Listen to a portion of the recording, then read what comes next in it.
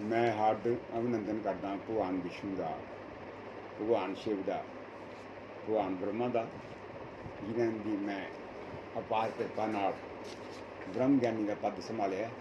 इन्हों की मेहर मेरे ते बनती है, बनती रहे। मैं इन्होंने तिना का बड़ा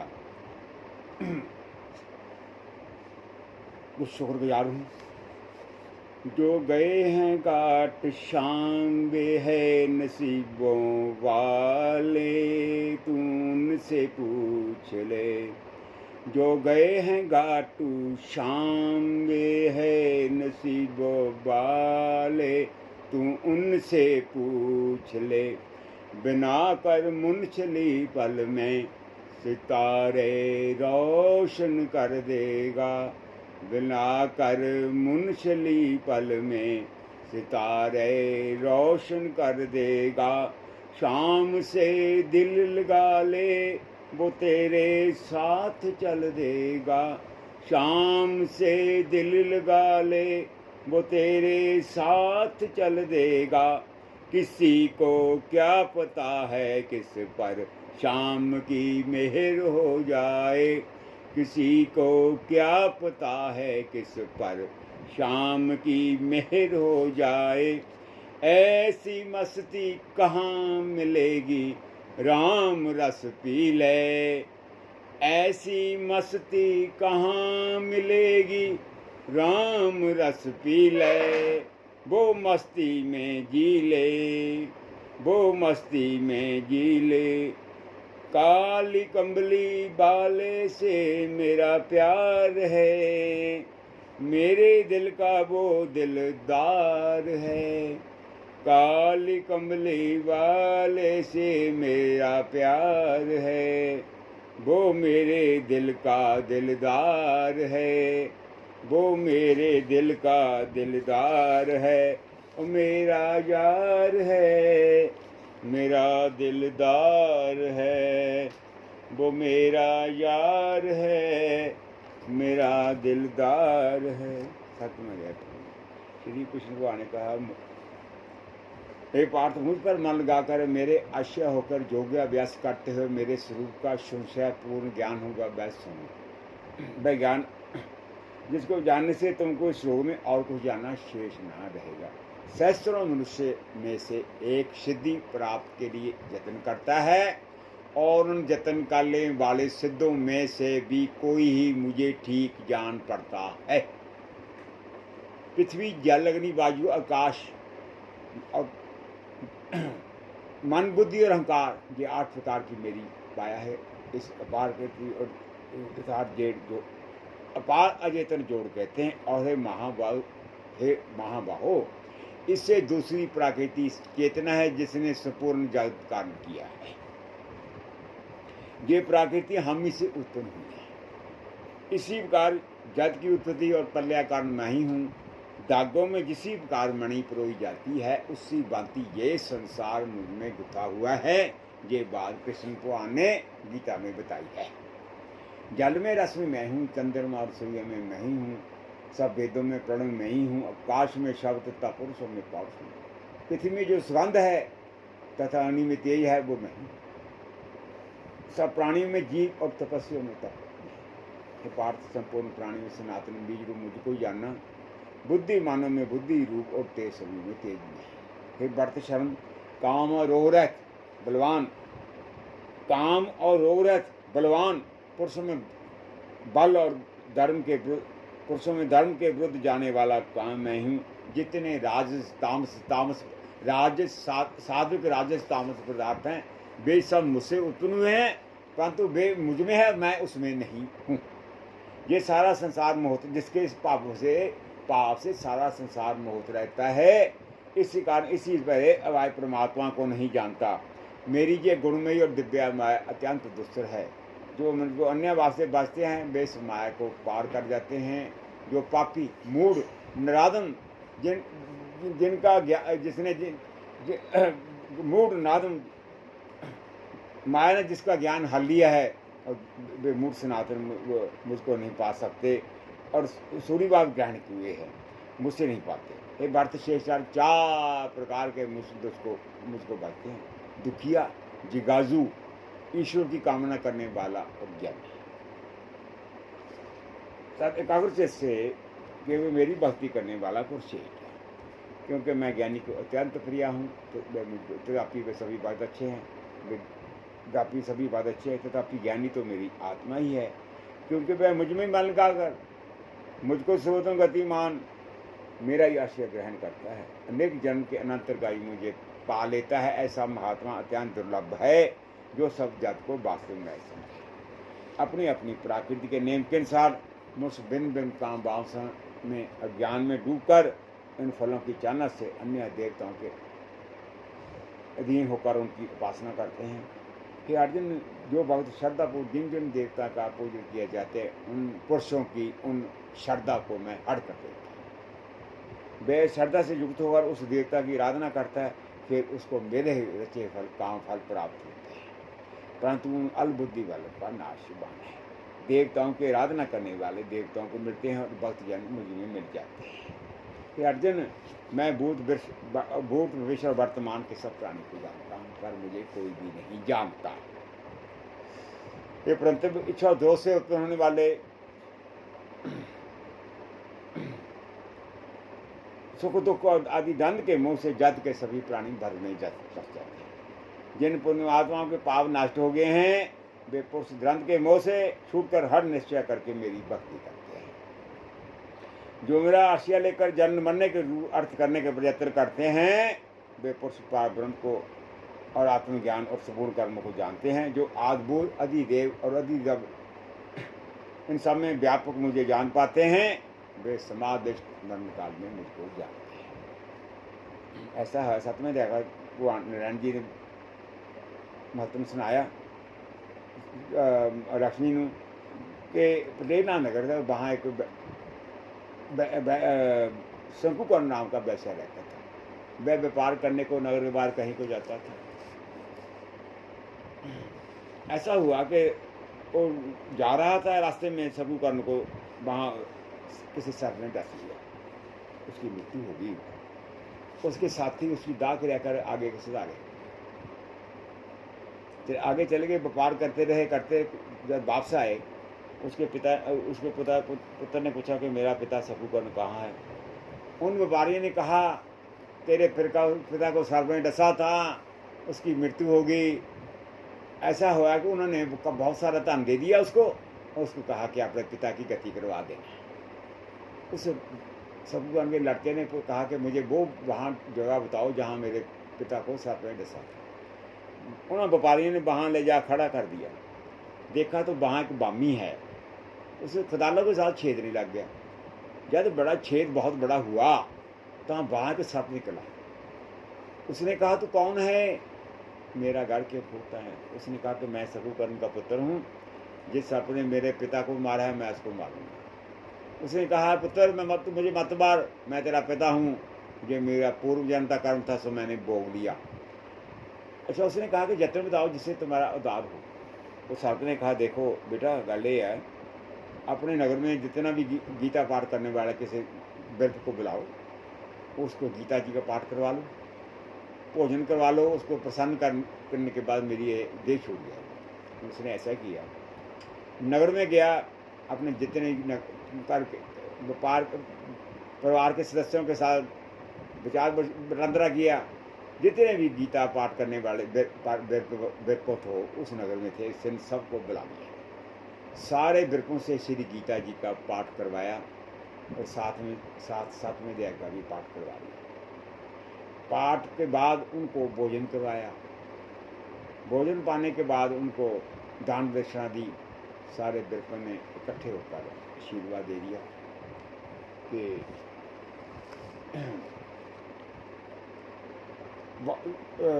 खुश रहो। उनके आशीर्वाद देती उसकी सर्दी छूट गई, देवदेही पाई और स्वर्ग को चला गया। अपने पुत्र को धन्य धन्य करता स्वर्ग को चला गया। 8वां अध्याय। अर्जुन ने कहा, मधुसूदन, ब्रह्म क्या है, अध्यात्म किसके है, अधिभूत क्या है, अधिदेव क्या कहता है, और मधुसूदन अधियाग क्या है, और इस देह में आदि कौन कौन का है, मरने के विषय में रिथिर चित्ते वाले लोग तुमको कैसे जान जाते हैं।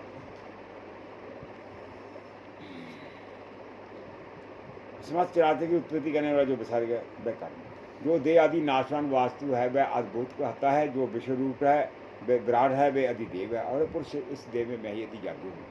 अंत काल में जो मेरा ध्यान करता है शरीर त्यागता है वह नृत्य देव मेरे रूप को पाता है। अंत समय जो मुझे ध्यान करके मेरा ध्यान करता है वह कृष्ण जी ने कहा वे अंत में मुझे ही पा लेता है। ऐसा महात्मा अत्यंत दुर्लभ है। मेरे एक कुंती पुत्र अंत समय जिस वस्तु का स्मरण करता है उसी त्यागता है वह उसी को पा लेता है। इसी कारण तुम सदैव मुझ में मन लगाकर मेरा ही स्मरण करते हुए संग्राम करो, तुम निसदेव मुझको आ मिलेंगे। पाठ अभ्यास योग से युक्त हो, दूसरी और न जाने वाले मन से सदा चिंतन करता हुआ पुरुष परमर दिव्या पद को ही प्राप्त होता है।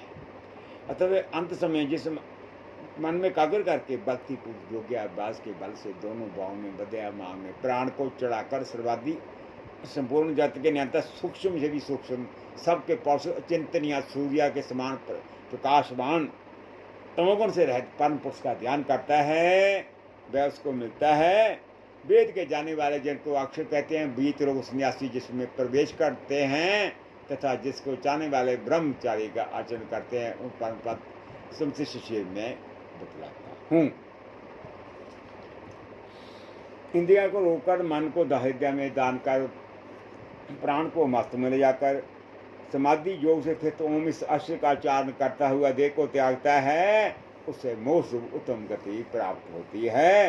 ये पाठ जो मुझ में मन लगाकर नित्यापति मेरा श्रवण करते हैं उन संदेश श्रवण करने वाले योगियों को मैं बहुत स्थूल वृत्ति से प्राप्त होता हूँ। मुझको प्राप्त होने पर परम सिद्धि को प्राप्त करने वाले महात्मागण फिर ये जर्मनी दान करते जो नाशवान और दुख का घर है। भगवान कृष्ण ने बताया कि हे अर्जुन जो महात्मागण मुझे प्राप्त कर लेते हैं उनको मृत्यु नहीं होती और मृत्यु लोक में नहीं आते। जो नाशवान और दुख का घर है ब्रह्मलोक उपरांत जितने लोग हैं वहाँ से लौटना पड़ता है, परंतु मुझ में मिलने से मुझ में लेने से फिर जन्म लेता। कृष्ण भगवान ने बताया था गीता में कि जहाँ अग्नि सूर्य प्रकाशन चंद्रमा प्रकाशन नहीं करते वहाँ मेरा परम धाम है। मुझको प्राप्त होने पर परम सिद्ध महात्मागण फिर ये जन्म धारण करते जो नाशवान दुख का घर है। 8वीं अध्याय का मत्यंतरा दक्षिण देश के नर्मदा नदी के तट पर एक नगर है। वहाँ एक देश शर्मा बड़ा धनवान रहता था। उसने एक संत महात्मा ने पूछा ऋषि जी मेरे संतान नहीं है। तो ऋषिश्वर ने कहा कि तुम अश्वमेध जाकर बकरा देवी पर चढ़ा, देवी तुमको पुत्र दे देगी। उसने ऐसा किया, अश्वमेध जा किया। काली देवी को प्रसन्न करने के लिए एक बकरा मोल ले लिया, उसकी बलि चढ़ाने के लिए। जब उसको स्नान कराया मेवा खिलाया तब बकरा बोला ब्राह्मण मैंने सोचा था कि तू जो मुझे मोलिया में सुख पाऊंगा, तू तो मुझे मेरा होम करने लगा है। उस ब्राह्मण बिरक ने कहा, देव शर्मा ने कहा ए बकरे तुझे तो जान प्यारी है पर पिछले जन्म की बात क्या है, तू कौन है, कहाँ से आया। वो ऐसा हुआ, वो बकरा बोला कि मैं पिछले जन्म में मेरे संतान नहीं, अश्वमेध याग करने को मुझे कहा था।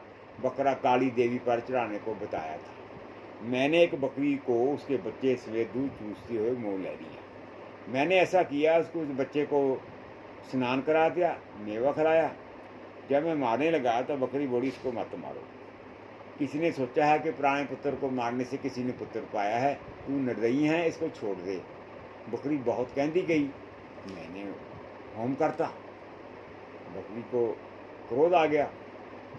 उसने कहा कि तेरा गला भी इसी भांति कटेगा जैसे मेरे पुत्र का गला तुमने काटा है। बकरी तड़ तड़ कर मर गई और श्राप देगी। उस समय बाद मेरी मृत्यु होगी। जमदूत मारते मारते धर्मराज के पास ले गए। धर्मराज ने कहा जमदूत तो बहुत पापी है, इसको घोर नरक में डाल दो।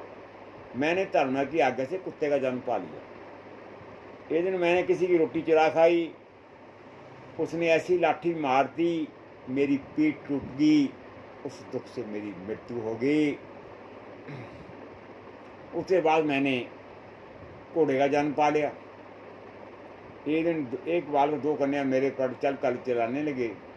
वहाँ कीचड़ अत्यंत था, दस गया, ऊपर से वे मारने लग गए।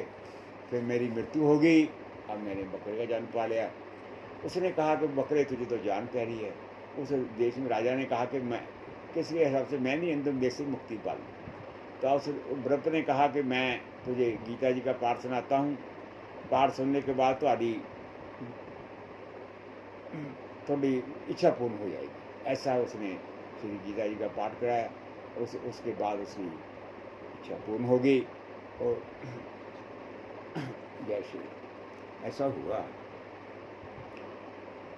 एक सिकंदर लोधी था राजा, बहुत प्रतापी राजा था। उसके राज में प्रजा बड़ी सुखी थी। जिसके राज में परमात्मा का भजन 24 घंटे हुंदा होवे, उसके राज में सारे सुखी होंगे ने, दुख का उत्ते निशान नहीं होंदा। राजा सिकंदर ऐसा था कि प्रजा के दुख को अपने दुख के समान समझता था। परमात्मा का भजन आप भी करता था और लोगों तो भी कराउंदा सी। और इत्थे तक कि उसके दूत रात को घूमते थे कि प्रजा के साथ बात करो, किसी को कोई परेशानी तो नहीं, किसी को कोई मुश्किल तो नहीं। जो भी किसी को परेशानी होती थी उसको उसके दुख का निवारण कर दिया जाता था दूसरे दिन। ऐसा हुआ कि राजा सिकंदर की फौज बहुत तकड़ी सी, काफ़ी दूर तक राज सी। दिल्ली तो लाहौर तक और भी इधर उधर खबे दूर दार तक राज सी। जो भी फौज उसके साथ लड़ने की कोशिश करती थी वो फौज हार जाती थी। फौज को पहले ही पता था कि सिकंदर की फौज बहुत अच्छी है, तकड़ी है, हम तो उसका मुकाबला नहीं कर पा सकते, हमने तो हारे वो हार जाते सी। सिकंदर की फौज इन्नी तकड़ी सी, जिथे भी जाके लड़ाई होंदी सी, क्योंकि राजों को अच्छी फौज रखनी पड़ती थी, नहीं तो राजे को भी कोई ना कोई परेशानी आ जाएगी। दूसरा राजा उसके साथ उसके पास हमला कर दे और उसको परेशानी आ जाए, उसके राज को अपने राज में मिला ले, ये भी अच्छा नहीं है। राजा सिकंदर ने बहुत अच्छी सेना, बड़े बड़े अच्छे मंत्री, गुणी ज्ञानी विद्वान रखे हुए सी, जो राजा ने सलाह दिंदे सी। हर वक्त परमात्मा का भजन किया जाता सीगा, किसी किस्म की कोई कमी नहीं सी। जिथे परमात्मा का भजन होवे, भगवान विष्णु का भजन होवे, भगवान शिव का भजन होवे, भगवान ब्रह्मा का भजन होवे, माता सारिया मातावां का भी आदर किया जाए, उन्होंने पूजा की जाए, नैना देवी की, वैष्णो देवी की, चिंतपूर्णी की, और भी उनके जो भी मातावां ने उनका भी मैं अभिनंदन करता। इस माता का भी, क्योंकि भी बहुत उन्होंने प्रभावशाली ने। उत्थे राजे राज हर पास परमात्मा का भजन अच्छा किया जाता सी। कार्य भी करते जाते सी, कार्य भी चलते थे। ऐसा नहीं था कि कार्य भी करना पड़ेगा, मेरा भजन नहीं काम करता, कार्य भी करना पड़ता है। ऐसा हुआ कि राजा सिकंदर बड़ा विद्वान सी, आप भी भजन करता सी, प्रजा तो भी भजन करवाता सी। उसके मंत्री भी बड़े गुणी ज्ञानी, पर माता का 24 घंटे भजन करने वाले सी। ऐसा हुआ कि एक बिरप ने राजा ने बताया कि राजा जी आप, राजा ने पूछा कि मुझे कोई ज़िंदगी की परेशानी तो नहीं आ सकती, कि हर काम कुशल पूर्व चल रहा है। उस बिरप ने कहा कि राजा जी गल तो है, आप तो काम तो उस वक्त सही चल रहा है, कि राहु के तीन आपके रास्ते में कोई बाधा डाल दे जिससे आपको परेशानी आ सकती है। उसने कहा ऐसे करो तुसी ऋषि राजा जी, तुसी ऐसे करो, तुसी ना बकुंठा अथे स्वर्ग जाओ, वहाँ अमृत का कूंट है, वहाँ से एक कुछ जल कुछ बर्तन ले जाओ, उसमें डाल ले आओ। ठीक है, राजा ने कहा ठीक है मैं जाता हूँ। राजा किसी ना किसी कोशिश बार बार कोशिश करने के बाद वहाँ स्वर्ग में पहुँच गया, कुंड के पास पहुँच गया। ऐसा हुआ कि देवताओं को इस बात का पता चल गया कि राजा सिकंदर आ गया जहाँ से, ऐसा ना हो कि जल लै जावे, अमृत पी लवे, किते साढ़े उपर ना कोई हमला कर दे, सानू कोई ना कोई परेशानी ना आ जाए, बांधा ना डाल दे, अब साढ़े सुखपूर्ण जीवन में कोई मुश्किल ना पड़ी आ जाए। उन्होंने क्या ऐसा किया, उन्होंने एक अफसर को बुलाया कि तुम भेष बदलाकर वहाँ अमृत के कुंड के पास बैठ जाओ, राजे को किसी न किसी तरह से जहाँ अमृत ले जाने के लिए प्रेरणा करो, ना मत जाओ। राजा सिकंदर देखा कि एक उसे शुरू बैठी है अफसरा, जिसका कुछ जड़ा हुलिया है बहुत अच्छा नहीं। उसने कहा कि आप ऐसे क्यों बैठी है।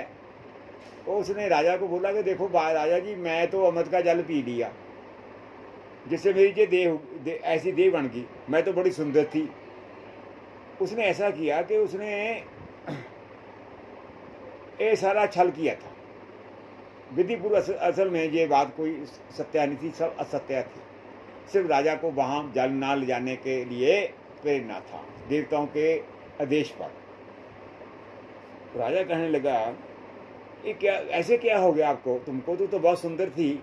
उसने कहा, मैं तो आपको बता नहीं सकती, सुंदर में असुंदर होगी, जल पता नहीं कैसा है। राजा बोला, मुझे तो वहाँ से पता चला था कि जहाँ अमृत का कुंड है। उसने कहा, अमृत का कुंड पी लोगे तो आपकी जैसा दशा भी मेरे जैसी हो जाएगी, कि क्या होगा। राजा कहने लग गया, मैं तो दुविधा में फंस गया, कैसे करूं, जल ले जाऊं या ना। राजा ने सोचा, चलो ऐसे करते हैं, इसकी बात विश्वास कर लेते हैं, एक बेचारी को झूठ तो नहीं बोलती, मैं वापस चले जाना है और की करा, फिर देख लूँगा, आऊँगा तो। थल्ले गया, मंत्री खड़े सी। मंत्री ने कहा, राजा जी आप तो खाली आ गए, जल कैसे, कहाँ है आपका अमृत का। राजा ने बोला, राजा ने सारी बात बता दी कि वहाँ तो एक कुरूपणी बैठी थी लड़की, उसका कुरूप हो गया जल पीने से, मेरी दशा ना जाए, मेरी ना ये दशा हो जाए। उसने कहा, राजा जी ओ बाहर राजा, मन के तेरिया स्कीमां नूं, अमृत के कुंड को बैठ के भी अमृत का जल नहीं लिया सकिया, होर इदू वध की हो सकू। उन्होंने दियाँ देवताओं दियाँ जो उन्होंने छल किया था तुम्हारे साथ, सफल हो गए, आप असफल रहे, हमें इसका बात का खेद है। राजा जी आपने अच्छा नहीं किया, बड़े परिश्रम से आपको हमने वहाँ भेजा था, भी जल ले आओ अमृता, आप पी के अमर हो जाओगे, आपकी मृत्यु नहीं होगी। राजा ने कहा, देखो हम जो हो गया तो ठीक है, हम क्या कर सकते हैं, मैं तो उसकी बातों पर विश्वास कर पड़ा। अच्छा ऐसा हुआ कि राजा का कार्य चल रहा था, प्रजा सुखी थी, मंत्री सुखी, फौज के सारे कर्मचारी सुखी, हर एक बंदे की सुखपूर्ण रहंदे सी, किसी को कोई मुश्किल नहीं सी। जे किसी को कोई मुश्किल आती सी, उसकी मुश्किल दूसरे दिन उसका समाधान कर दिया जाता था। ऐसा हुआ कि राजा बीमार पड़ गया, थोड़ी सी उसकी तबीयत खराब हुई। ऐसा हुआ कि राजे को एक मंत्री, एक वैद्य, हर बात उसके साथ रहता था। अगर राजा को किसी अपनी परेशानी होती थी, उसे बात उसका उपचार कर दिया जाता था, औषधि का उसकी। ऐसा हुआ कि बीमारी बढ़ती सारिया कोशिशां नाकाम हो गई। राजा मृत्यु के पास चला गया, बेड़ा नदी के किनारे के जाकर खड़ा हो गया। राजे को मालूम हो गया कि अब तो मेरी मृत्यु बहुत नज़दीक है, अब मेरा मरना मुश्किल है। बीमारी कम होने की बजाय अधिक होती जाती है, परमात्मा की खेल है। ऐसा क्या हो गया।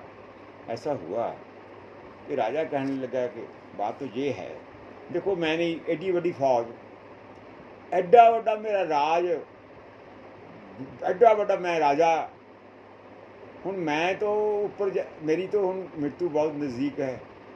ऐसे करना तुम तो कहना कि राजा सिकंदर लोधी उच्च कोटि का राजा, राजा तो भी उपर महाराजा, एडा बड़ा दा राज, एडी वड्डी उसकी सैना, एडा वड्डा उहदा महल सारा सब जहाँ रुक खड़ा रह जाना, मैं तो अकेला जा रहा हूँ, तो साथ तो मेरे कुछ नहीं जाना। तुसी ऐसे करे हो, जब मेरा जनाजा लेके आप उत्थे जाओ शमशान में, तो मेरिया बाजुओं को नीचे रख दो, एक लमका देना कि राजा सिकंदर एडा वड्डा राजा जिहदी एडे वड्डी फौज, एडा वड्डा उहदा राज, एडे वड्डे उहदे महल, उहदे नाल कुछ नहीं जा रहा, कल्ला जा रहा है। ऐसे करना तो मेरी ये आखिरी इच्छा है।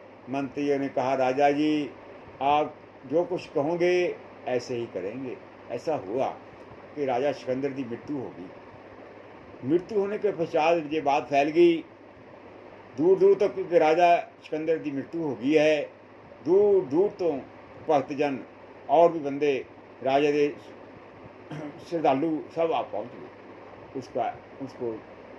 उसका जनाजा ले जाया गया, शमशान भूमि तक ले जाया गया, उसकी बाजू को नीचे रखा गया लमका कर कि देखो राजा एडा वड्डा सम्राट, दिल्ली तो लाहौर तक और इधर उधर भी उसका राज जा रहा है। आज मृत्यु के बाद अकेला दुनिया से। ऐसा हुआ,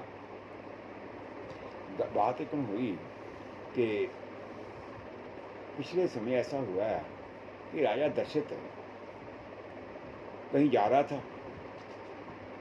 रहा था, वहाँ थे जंगलों में सरवन था जो एक माता पिता की आज्ञाकारी बेटा। उसके माता पिता अंधे थे, उसको बैंगी में बिठाकर इधर उधर घूमता था, दीर्थों पर जाता था, ऐसे ऐसे उससे जाता था। बहुत लड़का सुंदर सी, बहुत आज्ञाकारी सी। मैं उस सरवन का अभिनंदन करता हूँ, उसकी सेवा का। उसने ऐसा हुआ कि सिकंदर कहीं पानी लेने गया, सरवन पानी लेने गया माता पिता के लिए, उनको प्यास लगी थी। वहाँ दशरथ पिछले जन्म में था, उसने तीर मार दिया। सीओ शिकारी उस समय तीर मारा तो उसको उसकी तीर लगा, उससे मृत्यु होगी। राजे को इस बात का बड़ा खेद हुआ।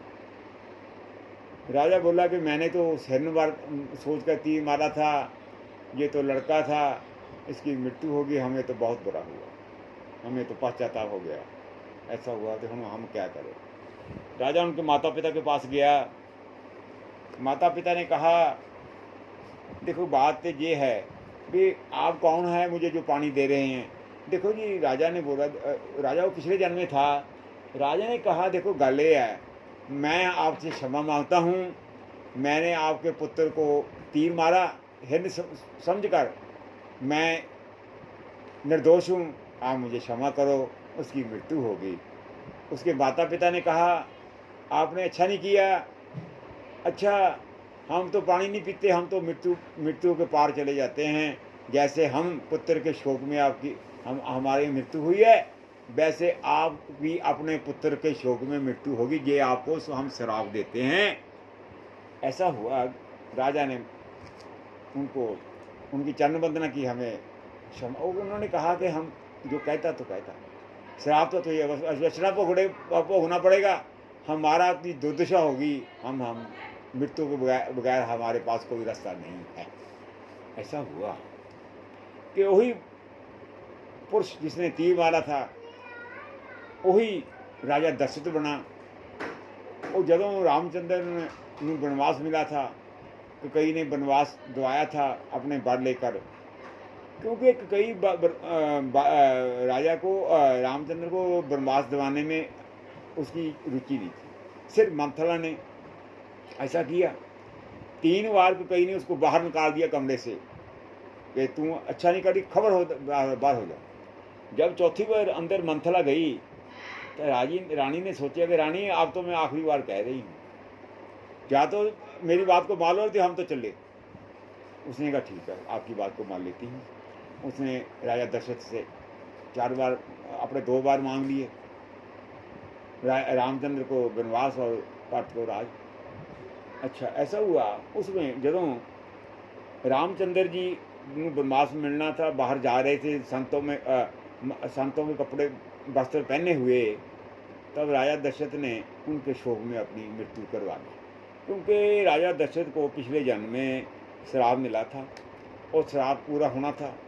श्राप सरवण के माता पिता ने दिता था, क्योंकि सरवण उन्हों का बहुत बड़ा आज्ञाकारी सी बेटा। मैं उस सरवण की शलाघा का अभिनंदन करता हूँ। अच्छा, ऐसा हुआ कि पिछले जन्म में राजा दशरथ और कौशल्या ने परमात्मा की आराधना की।